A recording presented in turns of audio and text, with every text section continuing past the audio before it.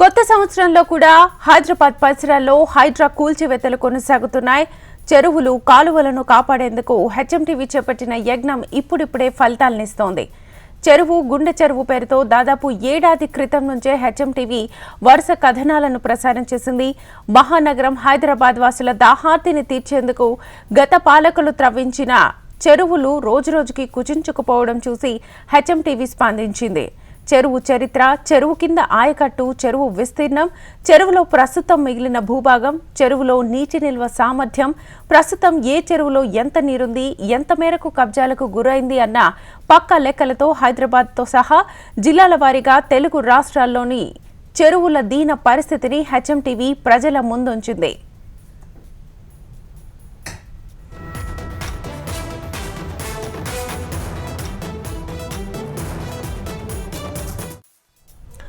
ఇక చెరువుల పరిస్థితి అలా ఉంటే ఇక కాలువల పరిస్థితి మరీ ఘోరంగా తయారైంది.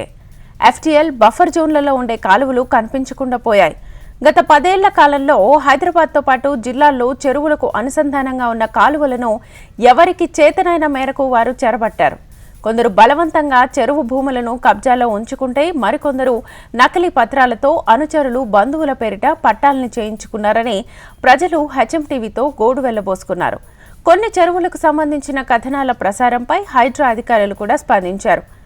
వార్త ఆగదు, నిజం దాగదు అన్న హెచ్ఎంటీవీ నినాదాన్ని నిజం చేస్తూ హైడ్రా ఏర్పాటుకు ముందు నుంచి చెరువుల కబ్జాలపై వరుస కథనాలు ప్రసారం చేసినందుకు ప్రజలు అభినందిస్తున్నారు. హెచ్ఎంటీవీ ప్రసారం చేసిన ప్రతి చెరువును హైడ్రా అధికారులు పరిశీలించి కబ్జాలపై చర్యలు తీసుకుంటున్నారు.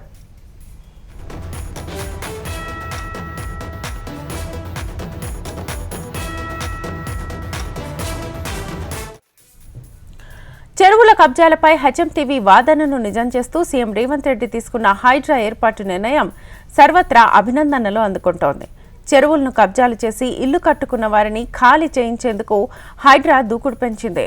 హైడ్రా ఏర్పడ్డ నాటి నుంచి చెరువులు, గుంటలు కబ్జా చేసే అక్రమార్కుల గుండెల్లో దడ పుట్టిస్తున్నారు హైడ్రా కమిషనర్ రంగనాథ్. చెరువుల వివరాల కోసం హైడ్రా కేంద్ర సర్వే విభాగం అధికారుల సహకారాన్ని తీసుకుంటోంది. పక్కా లెక్కల ఆధారంగానే అక్రమ కట్టడాలను కూల్చివేస్తున్నారు. ఇందులో భాగంగానే ఈదులకుంట ఆనవాళ్ల కోసం సర్వే ఆఫ్ ఇండియా సహకారాన్ని తీసుకుంటున్నారు హైడ్రా అధికారులు. మాదాపూర్లో 5 అంతస్తుల భవనాన్ని కూల్చివేసి హైడ్రా అయ్యప్ప సొసైటీలోని అక్రమ నిర్మాణాలను కూల్చేందుకు రంగం సిద్ధం చేస్తోంది.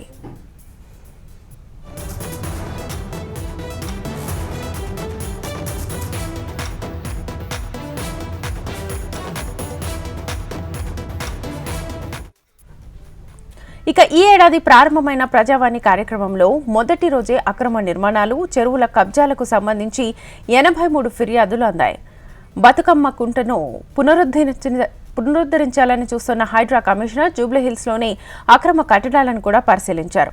హైదరాబాద్లో పలు చెరువుల్లో అక్రమ కట్టడాలను కూల్చివేస్తున్న హైడ్రా తాజాగా మణికొండలోని నెక్నాంపూర్ చెరువులోని లేక్ వ్యూ విల్లాస్ మీద పంజా విసిరింది. గతంలో జీహెచ్ఎంసీ అధికారులు కూల్చివేసినా మళ్లీ నిర్మాణాలు ప్రారంభించారన్న ఫిర్యాదు రావడంతో హైడ్రా రంగంలోకి దిగింది. గత వారం రోజులుగా నగరంలో కూల్చివేతలను కొనసాగిస్తున్న హైడ్రా ఈ రోజు ఉదయం నుంచి మణికొండలో అక్రమ నిర్మాణాలు కూల్చివేస్తోంది. దీనిపై మరింత సమాచారాన్ని మా ప్రతినిధి ఆర్కే లైవ్ ద్వారా అందిస్తారు. ఆర్కే, ప్రస్తుతం కొత్త సంవత్సరంలో కూడా ఈ హైడ్రా తన దూకుడు పెంచింది. మరోవైపు హెచ్ఎంటీవీ వరుస కథనాలకైతే ప్రభుత్వం కదిలిందని చెప్పొచ్చు. ప్రస్తుతం ఇప్పుడు మణికొండ వైపు కూడా లేక్ వ్యూ విల్లాస్ని కూడా కూల్చివేస్తోంది. నెక్స్ట్ మాదాపూర్ అయ్యప్ప సొసైటీని కూడా అక్కడ అక్రమ నిర్మాణాల మీద కూడా కాన్సన్ట్రేట్ చేస్తున్నట్టుగా తెలుస్తోంది. అప్డేట్స్ ఎలా ఉన్నాయి? శ్వేత, మీరు చెప్పింది ఎగ్జాక్ట్గా వాస్తవం అని చెప్పాలి. వాస్తవానికి హెచ్ఎంటీవీ వరుస కథనాల తర్వాత మాత్రమే ప్రభుత్వం ఒక యోచన చేసి హైడ్రాని ఏర్పాటు చేసింది అనడంలో ఎలాంటి సందేహం లేదు. ఇక నిన్న మొన్నటి వరకు కూడా హైడ్రా వ్యవస్థ స్తబ్దుగా ఉన్నప్పటికీ కూడా హైకోర్టు సీరియస్ అయిన నేపథ్యంలో హైడ్రా పూర్తిగా కూడా కొంత స్తబ్దుగా మారింది. ఆ తర్వాత మళ్ళీ కొత్త సంవత్సరం ప్రారంభం కాగానే ఇక తన పంజానైతే విసరడం జరుగుతోంది. ఇక అక్రమార్కులు ఎవరైతే చెరబట్టారో చెరువుల్ని వాళ్ళు మాత్రం తీవ్ర ఒక ఆందోళన అయితే చెందుతున్నారని చెప్పాలి. అదే సమయంలో మొత్తం కూడా ఈ వారం రోజుల నుంచి మనం జరుగుతున్న పరిణామాలు చూసుకుంటే మాత్రం ఖచ్చితంగా చాలా వరకు కూడా హైడ్రా దూకుడుగా వెళ్తోంది. ముఖ్యంగా హైడ్రాకి సంబంధించిన విషయంలో ప్రజావాణిని ఏర్పాటు చేయడం జరిగింది. జిహెచ్ఎంసీలో అత్యంత ప్రజాదరణ పొందిన ఈ ప్రజావాణిని హైడ్రా కూడా ఏర్పాటు చేయడం జరిగింది. ప్రతి సోమవారం కూడా ప్రజలు ఎవరైతే ఫిర్యాదు చేయాలనుకుంటున్నారో వాళ్ళు పూర్తి ఆధారాలతో అక్కడికి వచ్చి ఫిర్యాదు చేయొచ్చు అంటూ కూడా చెప్పడం జరిగింది. అందుకు సమయాన్ని కూడా కేటాయించడం జరిగింది. 11 నుంచి 2 వరకు ఉదయం, అలాగే మధ్యాహ్నం 3:30 నుంచి 5 వరకు కూడా ఎవరైనా సరే ఫిర్యాదు చేయొచ్చు అంటూ కూడా చెప్పడం జరిగింది. అందుకు స్పందన మొదటి రోజే వచ్చింది. 83 మంది తమ ఫిర్యాదులు అందజేయడానికైతే రావడం జరిగింది. కొంతమంది వచ్చినా కూడా ఆధారాలు తీసుకురాకపోవడంతో వాళ్ళు వెనుదిరగాల్సిన పరిస్థితి ఏర్పడింది. మరోవైపు ఏర్పాటైన మొదటి రోజు నుంచే, అంటే ఏదైతే జనవరి 1వ తేదీ నుంచే మొత్తం అన్ని చోట్ల కూడా హైడ్రా కమిషనర్ రంగనాథ్ స్వయంగా ఆయనే వెళ్ళి ఆయనే పరిశీలిస్తున్న పరిస్థితి కనిపిస్తుంది. ముఖ్యంగా ఇటు మాదాపూర్లో 5 అంతస్తుల బిల్డింగ్ ఏదైతుందో ఆ బిల్డింగ్ ఒక ప్రజాప్రతినిధికి అయినప్పటికీ కూడా ఏమాత్రం వెనుకడుగు వేయకుండా పూర్తిగా కూడా దాన్ని డిమాలిష్ చేయడం జరిగింది. మరోవైపు అయ్యప్ప సొసైటీలోనే చాలా కూడా ఇల్లీగల్ కన్స్ట్రక్షన్స్ ఉన్నాయి. దానికి సంబంధించి కూడా జిహెచ్ఎంసీ కమిషనర్తో ఒక రోజు భేటీ అయి పూర్తి స్థాయిలో అక్కడ ఎన్ని ఇల్లీగల్ కన్స్ట్రక్షన్స్ ఉన్నాయి, అసలు ఇప్పుడు ప్రస్తుతం వాటి స్టేటస్ ఏంటి, ఈ వివరాలన్నింటినీ కూడా ఇప్పటికే హైడ్రా కమిషనర్ రంగనాథ్ తీసుకునే ప్రయత్నం చేస్తున్నారు. ఆయన ఇచ్చిన ఆఫ్ రికార్డ్ ఇన్ఫర్మేషన్ కూడా ఒకరోజు ఇలంబర్తితో, అంటే జిహెచ్ఎంసీ కమిషనర్ ఇలంబర్తితో భేటీ కూడా ఆయన కాబోతున్నారు. ఇక ఇప్పటి వరకు కూడా దాదాపుగా 210 ఎకరాల వరకు కూడా ప్రభుత్వ భూమిని అయితే స్వాధీనం చేసుకోవడం జరిగింది. ఏదైతే హైడ్రా ఏర్పాటు జరిగిందో, ఏర్పాటు అయిన దగ్గర నుంచి ఇప్పటి వరకు కూడా 210 ఎకరాలు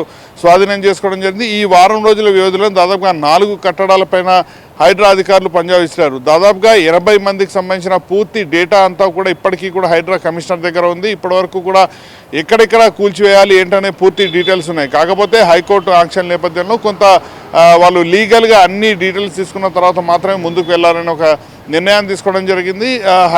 హైడ్రాకి దూకుడుకు సంబంధించిన విషయంలో హెచ్ఎంటీవీ వార్తలను కూడా వాళ్ళు ఖచ్చితంగా తీసుకుంటారని చెప్పాలి. ఎందుకు దానికి ఒక ఉదాహరణ, ఈరోజు నార్సింగ్ పరిధిలో ఏదైతే ఒక నార్సింగ్ మంచిరేవుల ఈ మధ్యలో రాజపుష్ప అనే ఒక బిల్డర్స్ మొత్తం కూడా మూసీని చెరబడుతున్నారు. వాళ్ళకి సంబంధించిన రాళ్లు మొత్తం కూడా మూసీలో వేస్తున్న పరిస్థితి కనిపింది. దానికి సంబంధించి కూడా హెచ్ఎంటీవీ ఒక కథనాన్ని ప్రసారం చేయడం జరిగింది. స్థానికులతో మొత్తం కూడా మాట్లాడించడం జరిగింది.